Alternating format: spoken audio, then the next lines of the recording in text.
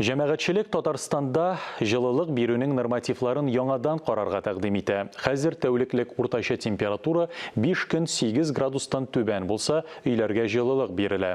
Жылыту сезонын иртәрәк башлау турындагы фикерләр дә бар. Очень холодно. Я в 2 шубах сидела. Потом легла и одеялом закрылась. Вот так вот. Тышта фатирдага караганда жылырак булганда тизрәк урамга чыгып китүең хәерлерәк.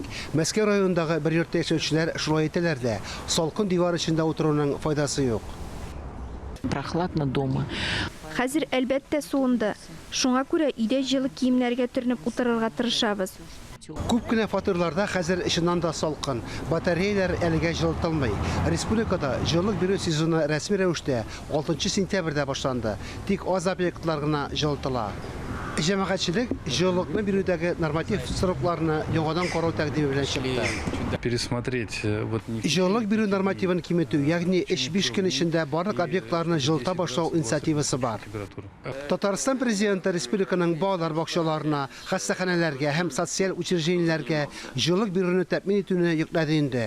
Әйтик, Чаллы һәм Түбән Камада бу эшкә керешкәннәр инде. Чиратта торак йортлар өстәвенә тиздән көннәрнең салкынаюы көтелә. Тулы масштаблы жылыту сезоны килеп җитә. Харис Мөхәммәтов, Вадим Струминский, Айрат Каюмов, Татарстан яңалыклары.